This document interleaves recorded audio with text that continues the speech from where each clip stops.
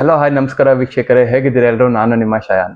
ವೀಕ್ಷಕರೇ, ವಿಶೇಷ ಅತಿಥಿಯಾಗಿ ನನ್ನ ಜೊತೆಗೆ ಕುಸುಮ ಹನುಮಂತರಾಯಪ್ಪ ಮೇಡಮ್ ಅವರಿದ್ದಾರೆ. ನಿನ್ನೆ ನಡೆದ ಜೆ.ಪಿ. ಪಾರ್ಕ್ ನಡೆದ ಘಟನೆ ಕುರಿತು ಒಂದಿಷ್ಟು ಪ್ರಶ್ನೆಗಳನ್ನ ಮೇಡಮ್ಗೆ ಮಾಡ್ತಾ ಹೋಗ್ತೀನಿ. ಅವರು ನನ್ನ ಉತ್ತರ ನೀಡ್ತಾ ಹೋಗ್ತಾರೆ. ಮೇಡಮ್ ನಮಸ್ಕಾರ. ನಮಸ್ತೆ ಮೇಡಮ್, ನಿನ್ನೆ ಘಟನೆ ನಡೆದ ನಂತರ ಹೇಗಿದ್ದೀರಾ ಮೇಡಮ್? ಇಲ್ಲ, ನಮ್ಮ ಕ್ಷೇತ್ರದಲ್ಲಿ ಇಂತಹ ಘಟನೆಗಳು ಯಾವಾಗ್ಲೂ ನಡೀತಾನೆ ಇರುತ್ತೆ. ಏನು ಘಟನೆ ನಡೀದೇ ಹೋದ್ರೆ ನಮ್ಗೆ ಆಶ್ಚರ್ಯ ಆಗುತ್ತೆ, ಯಾಕೆ ಇಷ್ಟು ಶಾಂತವಾಗಿದೆ ಕ್ಷೇತ್ರ ಅಂತ. ಸೊ ಈ ರೀತಿಯಾದಂತಹ ಘಟನೆಗಳು ಏನು, ನಮ್ಮ ಶಾಸಕರ ಪ್ರವೃತ್ತಿ ಮೊದಲಿಂದಾನು ಅದೇ ಪ್ರವೃತ್ತಿ. ಒಳ್ಳೆ ಕಾರ್ಯಕ್ರಮ, ಜನಗಳಿಗೆ ಉಪಯೋಗ ಆಗುವಂತ ಕಾರ್ಯಕ್ರಮ, ಜನಗಳ ಸಮಸ್ಯೆಗಳಿಗೆ ಪರಿಹಾರ ಕಂಡುಕೊಳ್ಳುವಂತ ಕಾರ್ಯಕ್ರಮ ಯಾವುದೇ ಆಯ್ತು ಅಂತಂದ್ರೆ ಅವ್ರಿಗೆ ಸಹಿಸಕ್ಕಾಗಲ್ಲ. ಶಾಸಕರಿಗೆ ಬರೋದು ಅಲ್ಲಿ ಒಂದು ಗಲಾಟೆಯನ್ನ ಮಾಡೋದು, ಒಂದು ದೊಂಬಿಯನ್ನ ಸೃಷ್ಟಿ ಮಾಡೋದು, ಅದನ್ನ ಹಾಳು ಮಾಡ್ಬೇಕು ಅನ್ನೋ ಒಂದು ಪ್ರಯತ್ನ ಮಾಡೋದು. ಆದ್ರೆ ಕರ್ನಾಟಕ ರಾಜ್ಯದ ಸರ್ಕಾರದ ಬೆಂಗಳೂರು ಉಸ್ತುವಾರಿ ಸಚಿವರು ಏನಿದ್ದಾರೆ, ಡಿ.ಕೆ. ಶಿವಕುಮಾರ್ ಸರ್ ಅವರು, ಜನಗಳನ್ನ ನೇರವಾಗಿ ಭೇಟಿ ಮಾಡ್ಬೇಕು, ಅವರ ಸಮಸ್ಯೆಗಳಿಗೆ ಪರಿಹಾರವನ್ನ ಕಂಡುಕೊಡ್ಬೇಕು ಅನ್ನೋ ಒಂದು ಪ್ರಮುಖ ಅಂಶವನ್ನ ಇಟ್ಕೊಂಡು ಕಾರ್ಯಕ್ರಮವನ್ನ ಮಾಡಿದ್ರು. ಆ ಕಾರ್ಯಕ್ರಮ ನಡೀತು. ನಿನ್ನೆ ಘಟನೆ ನಡೆದಿದ್ದು ಆರ್.ಆರ್. ನಗರ ವಿಧಾನಸಭಾ ಕ್ಷೇತ್ರದಲ್ಲಿ. ಆದ್ರೆ ಸ್ಥಳೀಯ ಶಾಸಕರಿಗೆ ಆಹ್ವಾನನೇ ಇರ್ಲಿಲ್ಲ ಅಂತ ಹೇಳ್ತಿದ್ರಲ್ಲ ಮ್ಯಾಮ್. ಅಲ್ಲ, ಅವ್ರಿಗೆ ಏನ್ ಬೇಕಾದ್ರೂ ಹೇಳ್ಬೋದು, ಅವರು ಹೇಳಿದ್ದೆಲ್ಲ ಸತ್ಯ ಅಂತ ನಂಬೋದಕ್ಕೂ ಆಗಲ್ಲ. ಆಹ್ವಾನ ಇಲ್ಲದೆ ಹೋದ್ರೆ ಅವ್ರು ಯಾಕೆ ಬಂದ್ರು? ಓಕೆ, ನಿನ್ನೆ ಆರ್.ಆರ್. ನಗರ ಕ್ಷೇತ್ರದಲ್ಲಿ ನಡೆದ ಕಾರ್ಯಕ್ರಮ ಡಿ.ಕೆ. ಶಿವಕುಮಾರ್ ಕೂಡ ಇದ್ರು. ಅವರು ಕರಿಟೋಪಿ ಅಂತ ಕರೀತಾರೆ. ಅಂದ್ರೆ ಡಿ.ಕೆ. ಶಿವಕುಮಾರ್ ಅವರು ವೈಯಕ್ತಿಕವಾಗಿ ದ್ವೇಷದಿಂದ ಕರೆದ್ರ ಅಥವಾ ಪ್ರೀತಿಯಿಂದ ಕರೆದ್ರ, ನಿಮ್ಮ ಅನಿಸಿಕೆ ಪ್ರಕಾರ? ಅಲ್ಲ ನೋಡಿ, ಡಿ.ಕೆ. ಶಿವಕುಮಾರ್ ಸರ್ ಅವರು, ಇವರು ಈ ಶಾಸಕರು ಮುಂಚೆ ಕಾಂಗ್ರೆಸ್ ಪಕ್ಷದಲ್ಲಿ ಇದ್ದಂಥವ್ರು. ಕಾಂಗ್ರೆಸ್ ಪಕ್ಷದಲ್ಲಿ ಇದ್ದಂಥವ್ರು ಸಚಿವರಾಗ್ಬೇಕು ಅಂತ ಆಸೆ ಪಟ್ಟು ಇಲ್ಲಿ ರಾಜೀನಾಮೆಯನ್ನ ಕೊಟ್ಟು ಜಂಪ್ ಮಾಡಿದ್ದು ಬಿಜೆಪಿಗೆ ಇವರು. ಸೊ ಮುಂಚೆಯಿಂದನೂ ಅವರ ಒಡನಾಟ ಇತ್ತು. ನಾನು ಅವಾಗ ರಾಜಕಾರಣದಲ್ಲಿ ಇರ್ಲಿಲ್ಲ. ಅವರ ಒಂದು ಬಾಂಧವ್ಯ ಬೇರೆ ರೀತಿನೇ ಇತ್ತು ಅನ್ಸುತ್ತೆ. ಸೊ ವೈಯಕ್ತಿಕವಾಗಿ ಅವ್ರ ಬಾಂಧವ್ಯ ಹೇಗಿತ್ತು ಏನು ಅಂತ ನನಗೆ ಕೇಳಿರೋ ಪ್ರಕಾರ ಅವ್ರು ಬಹಳ ಆತ್ಮೀಯರಾಗಿದ್ರು ಅಂತ ನಾನು ಕೇಳ್ಬಟ್ಟೆ.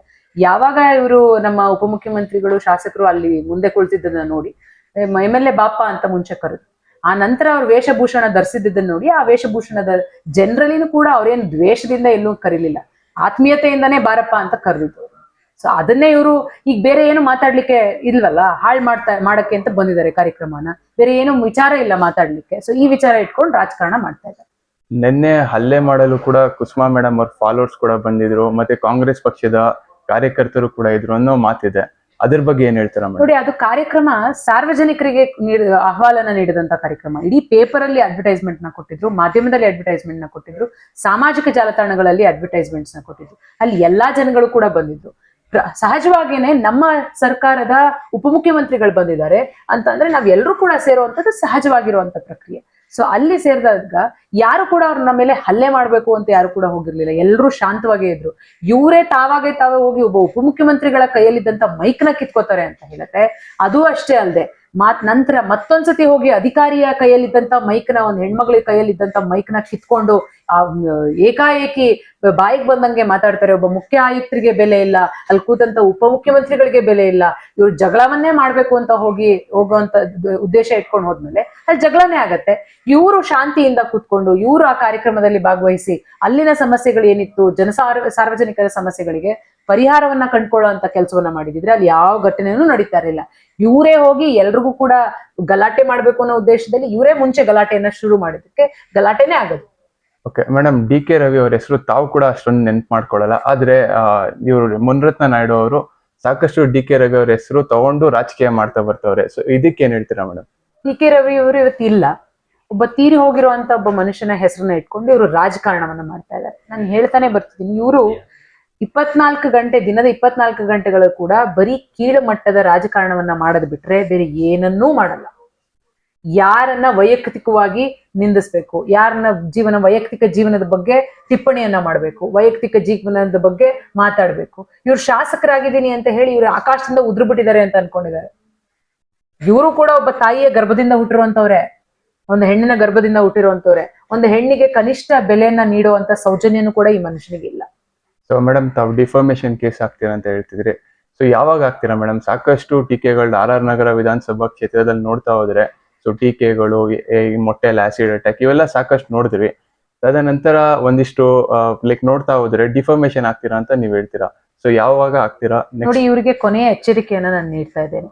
ಇದೇ ರೀತಿ ನಾಲಿಗೆ ಹರಿಬಿಡೋದನ್ನ ಮುಂದುವರಿಸಿದ್ದೇ ಆಯ್ತು ಅಂತಂದ್ರೆ ಇದೇ ರೀತಿ ಇಲ್ಲ ಸಲ್ಲದ ಆರೋಪಗಳನ್ನ ಯಾವುದಕ್ಕೂ ಕೂಡ ಒಂದು ಆದಿ ಇಲ್ಲ ಅಂತ್ಯ ಇಲ್ಲ ಇಂಥ ಮಾತುಗಳನ್ನ ಆಡ್ಕೊಂಡು ವಿಚಾರನೇ ಇಲ್ಲದೆ ಇರುವಂತ ವಿಚಾರಗಳನ್ನ ತೆಕ್ಕೊಂಡು ನನ್ನ ಬಗ್ಗೆ ವೈಯಕ್ತಿಕವಾಗಿ ಟೀಕೆಯನ್ನ ಮಾಡ್ಕೊಂಡು ಅಸಹ್ಯವಾಗಿ ಮಾತಾಡ್ಕೊಂಡು ಕೀಳು ಮಟ್ಟದ ಮಾತುಗಳನ್ನ ಉಪಯೋಗಿಸ್ತಾ ಇದೇ ರೀತಿ ಮುಂದುವರಿತು ಅಂತ ಅಂದ್ರೆ ನಾನು ಕಾನೂನಿ ರೀತಿಯ ಕ್ರಮವನ್ನ ಖಂಡಿತವಾಗ್ಲೂ ಹೋರಾಟವನ್ನ ಮಾಡಕ್ ಶುರು ಮಾಡ್ತೀನಿ. 2028ನೇ ಚುನಾವಣೆ ಇದೆ.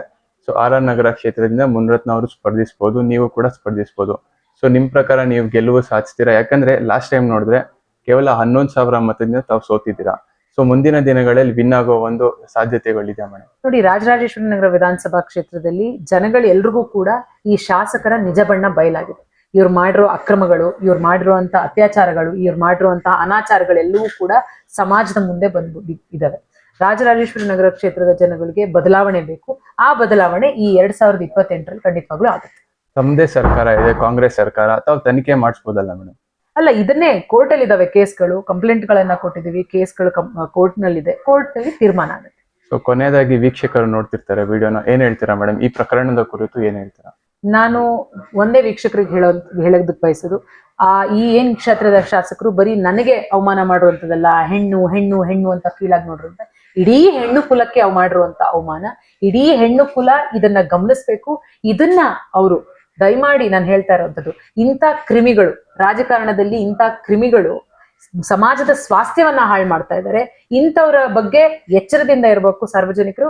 ಇವ್ರಿಗೆ ಒಂದು ತಕ್ಕ ಪಾಠವನ್ನ ಸಾರ್ವಜನಿಕರೇ ಕಲಿಸ್ಬೇಕು ಅಂತ ನಾನು. ರಾಜಕೀಯದಿಂದ ಹಿಂದೆ ಬರಲ್ಲ ಮೇಡಮ್? ಇಲ್ಲ, ನಾನು ಮುಂದೆ ಹೆಜ್ಜೆ ಇಟ್ಟಿದ್ದೀನಿ. ಇಂಥ 1000 ಆದ್ರೂ ಕೂಡ ನಾನು ಯಾವತ್ತೂ ಕೂಡ ಹಿಂದೆ ಹೋಗೋದಿಲ್ಲ.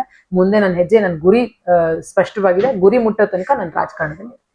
ವೀಕ್ಷಕರೇ, ಪದೇ ಪದೇ ಯಾಕೆ ಅವ್ರು ನಿಮ್ಗೆ ಹಿಂಗಿಸ್ತಾರೆ?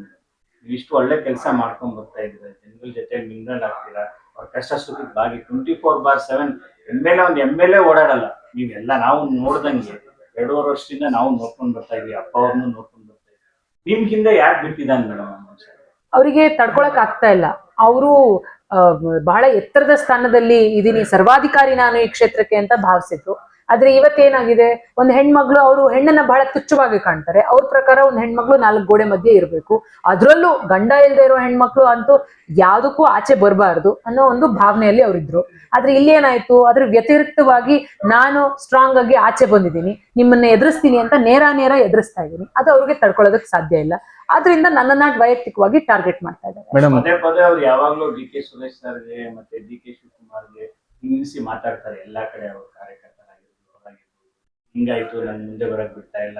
ಸಿದ್ದರಾಮಯ್ಯ ಹತ್ರ ಹೋಗಿ ನಾನು ಇದು ಕೇಳ್ದೆ, ಫಂಡ್ಸ್ ಎಲ್ಲ ಕೇಳ್ದೆ, ಅದು ತಗೊಂಡೋಗ್ಬಿಟ್ಟು ಚಾಮರಾಜಪೇಟೆ ಅಲ್ಲಿ ಇಲ್ಲಿ ಎಲ್ಲ ಹಾಕಿದ್ದಾರೆ, ಯಾರ್ದೋ ಮಾತು ಕೇಳ್ಕೊಂಡು ಹಿಂಗ್ ಮಾತಾಡ್ತಾ ಇದಾರೆ ಅಂತ ಹಿನ್ನೆಲೆಯಾಗಿ ಹಿಂಗೆ ಹೇಳ್ತಾ ಇದ್ದಾರೆ. ಅದಕ್ಕೆ ಏನ್ ಕೊಡ್ತೀರಿ, ಏನ್ ಹೇಳಕ್ ಬಯಸಿರ?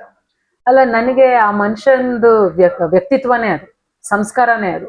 ಇಲ್ದೇ ಇರೋ ವಿಚಾರಗಳನ್ನ ಇದೆ ಅಂತ ಹೇಳಿ ಮಾಧ್ಯಮಗಳ ಮುಂದೆ ಹೇಳ್ಬೇಕು. ಅವ್ರು ಎಲ್ಲಾ ಕಡೆ ಅವ್ರು ಅದೇ ಒಂದು ಮಾಡ್ಕೊಂಡು ಬರ್ತಿರುವಂತದ್ದು. ಅವ್ರಿಗೆ ಇನ್ನೇನು ಬೇಡ, ಅವ್ರಿಗೆ 24 ಗಂಟೆ ಕೀಳ್ ರಾಜಕಾರಣ ಮಾಡ್ಬೇಕು.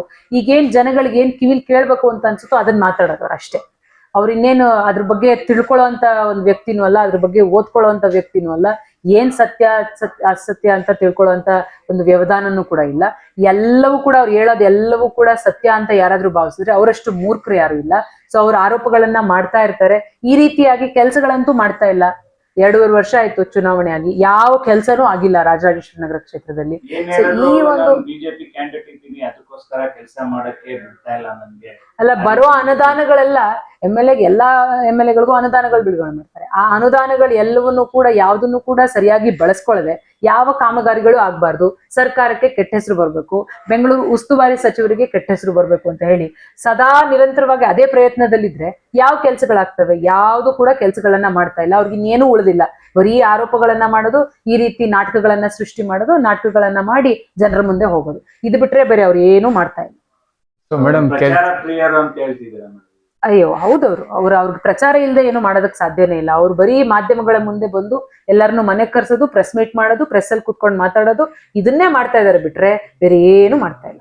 ಕೊನೆಯದಾಗಿ ತಾವು ಏನ್ ಹೇಳಕ್ ಬಯಸ್ತೀರಾ ಮೇಡಮ್? ಯಾಕಂದ್ರೆ ಇಷ್ಟು ರಾಜರಾಜೇಶ್ವರಿ ನಗರ ಕ್ಷೇತ್ರ ಒಂದು ಒಳ್ಳೆ ಕ್ಷೇತ್ರ, ಒಳ್ಳೆ ಜನಗಳಿದ್ದಾರೆ. ಎಲ್ಲೋ 1-2-3 ವಾರ್ಡ್ಗಳಲ್ಲಿ ಸ್ವಲ್ಪ ಇದಿರ್ಬೋದು. ಬೇರೆ ಕಡೆ ಎಲ್ಲರೂ ನಿಮ್ಮನ್ನ ತುಂಬಾ ಪ್ರೀತಿಸ್ತಾರೆ, ಅಕ್ಕ ಅಂತಾರೆ, ಒಬ್ರು ಮಗಳು ಅಂತಾರೆ, ಈ ರೀತಿ ಹೇಳ್ತಾರೆ. ಅಂತ ಜನಗಳಿಗೆ ತಾವ್ ಏನ್ ಹೇಳಕ್ ಬಯಸ್ತೀರಾ?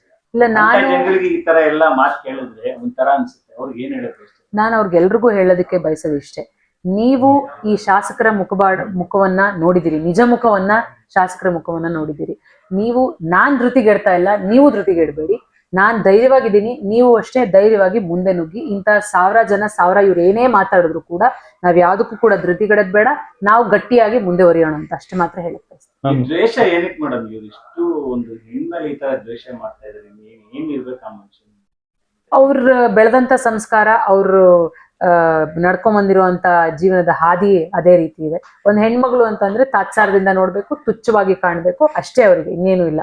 ಅವ್ರ ಮುಂದೆ ಯಾವ ಹೆಣ್ಣು ಕೂಡ ನಿಲ್ಲಂಗಿಲ್ಲ. ಆ ಹೆಣ್ಣು, ಅವ್ರ ಬಗ್ಗೆ ಎಲ್ಲ ಆರೋಪಗಳು ಬಂದಿದಾವಲ್ಲ, ಅತ್ಯಾಚಾರದ ಆರೋಪ ಇದೆ, ಅನಾಚಾರಗಳು ಅಕ್ರಮ ಮಾಡಿರೋ ಆರೋಪಗಳಿದಾವೆ, ಗುತ್ತಿಗೆದಾರರನ್ನ ಮನೆಗೆ ಕರೆಸಿ ಲಂಚದ ಬೇಡಿಕೆ ಇಟ್ಟಿದ್ದಾರೆ, ದಲಿತ ವಿರೋಧಿ ಹೇಳಿಕೆಗಳನ್ನ ನೀಡಿದ್ದಾರೆ, ಲಂಚ ಕೊಡಕ್ಕಾಗದೆ ಹೋದ್ರೆ ನಿಮ್ ಹೆಂಡತಿ ಮಗಳನ್ನ ಮಂಚಕ್ಕೆ ಕಳಿಸು ಅಂತ ಹೇಳಿರುವಂತ ಆಡಿಯೋ ಎಲ್ಲರೂ ಕೇಳಿಸ್ಕೊಂಡಿದ್ದಾರೆ. FSL ಅಲ್ಲಿ ಅವ್ರದೇ ಅದು ವಾಯ್ಸು ಅಂತ ಪ್ರೂವ್ ಆಗಿದೆ. ಏಡ್ಸ್ ಇಂಜೆಕ್ಷನ್ ಚುಚ್ಚಬೇಕು ಅಂತ ಹೇಳಿ ಅದನ್ನು ಕೂಡ ಪ್ಲಾನ್ ಮಾಡಿದ್ದಾರೆ ಅಂತ ಬಂದಿದೆ. ಇವೆಲ್ಲ ಆರೋಪಗಳು ಅವ್ರ ಮೇಲೆ ಇರುವಂತದ್ದು. ಅವರು ಅದನ್ನು ಬಿಟ್ಟು ಬೇರೆ ಏನು ಮಾಡ್ಲಿಕ್ಕೆ ಸಾಧ್ಯ ಇಲ್ಲ. ಪಾರ್ಟಿಯವ್ರಿಗೆ ಅದು ಇಂಜೆಕ್ಷನ್ ಇಂಜೆಕ್ಟ್ ಮಾಡ್ಬೇಕು ಅಂತಿದ್ರು, ಅವರೇ ಏನು ಕ್ರಮ ತಗೊಂತಿಲ್ಲ. ಅಲ್ಲ, ಅದು ಅವ್ರು ಯಾವ ಇದ್ರಲ್ಲಿದ್ದಾರೆ ಅಂತ ಗೊತ್ತಿಲ್ಲ. ಅವರು ಅಷ್ಟೇ ಇಷ್ಟು ಕೀಳ್ಮಟ್ಟದ ಒಬ್ಬ ರಾಜಕಾರಣಿಯನ್ನ ವಹಿಸ್ಕೊಂಡು ಇವತ್ತು ಮಾತಾಡ್ತಾ ಇದ್ದಾರೆ ಅಂತಂದ್ರೆ ಅವ್ರ ಮನಸ್ಸಿನಲ್ಲೂ ಇದೇ ರೀತಿಯಾದ ಭಾವನೆಗಳಿದಾವ ಹೆಣ್ಮಕ್ಳ ಬಗ್ಗೆ ಅಂತ ಅನ್ಸುತ್ತೆ. ಆ ಪಕ್ಷದವರು ಹಂಗಾದ್ರೆ ಇವ್ರು ಏನ್ ಮಾತಾಡ್ತಿದ್ದಾರೆ ಅದನ್ನ ಅವರು ಇದನ್ನೇ ಕೂಡ ಅವರು ಕೂಡ ಹೆಣ್ಮಕ್ಳ ಬಗ್ಗೆ ಸರಿಯಾಗಿ ಇದೇ ರೀತಿಯಾದಂತ ಮಾತುಗಳನ್ನ, ಯೋಚನೆಗಳನ್ನ ಇಟ್ಕೊಂಡಿದಾರ ಅಂತ ಅನ್ಸುತ್ತೆ. ಸೊ ಮೇಡಮ್, ತಮ್ಗೇನಾದ್ರು ಜೀವ ಬೆದರಿಕೆ ಏನಾದ್ರು ಬಂದಿತ್ತಾ ಮೇಡಮ್? ಕ್ಷೇತ್ರದ ಶಾಸಕರ ಕಡೆಯಿಂದ ಆಗಿರ್ಲಿ, ಅವರ ಬೆಂಬಲಿಗರ ಕಡೆಯಿಂದ ಆಗಿರ್ಲಿ, ಏನಾದ್ರು ಬೆದರಿಕೆ ಬಂದಿತ್ತಾ? ಇಲ್ಲ, ನನಗೆ ಆ ರೀತಿ ಬೆದರಿಕೆಗಳು ಹಾಕುವಂತವ್ರು ಇವಾಗ ಸದ್ಯಕ್ಕಂತೂ ನಾನು ಇಲ್ಲಿವರೆಗೂ ರಾಜಕಾರಣಕ್ಕೆ ಬಂದು ಇಲ್ಲಿವರೆಗೂ ಸುರಕ್ಷಿತವಾಗಿದ್ದೀನಿ.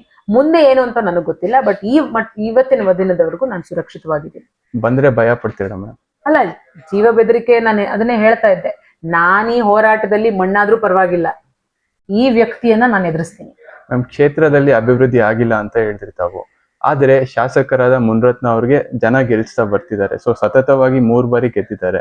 ಸೊ ಇದ್ರ ಬಗ್ಗೆ ಏನ್ ರಿಯಾಕ್ಟ್ ಮಾಡ್ತೀರಾ? ಅಲ್ಲ, ಈ ಬಾರಿ ಅವರ ನಿಜ ಬಣ್ಣ ಬಯಲಾಗಿದೆಯಲ್ಲ, ಇವರೆಲ್ಲ ಹಗರಣಗಳ ಆಚೆ ಬಂದಿದೆ ನೋಡಿ. ಅವರ ಹಗರಣಗಳ ಆಚೆ ಬರ್ಲಿಕ್ಕೂ ಕೂಡ ಯಾರಾದ್ರೂ ಒಬ್ರು ಧೈರ್ಯವಾಗಿ ಅದನ್ನ ಎದುರಿಸೋಂಥವ್ರು ಇದ್ರೆ ಮಾತ್ರನೇ ಆಚೆ ಬರೋದು. ಇವ್ರು ಎಲ್ಲರನ್ನೂ ಮುಚ್ಚಾಕುವಂತ ಪವರ್ ಇದ್ದಂತ ವ್ಯಕ್ತಿ ಈತ.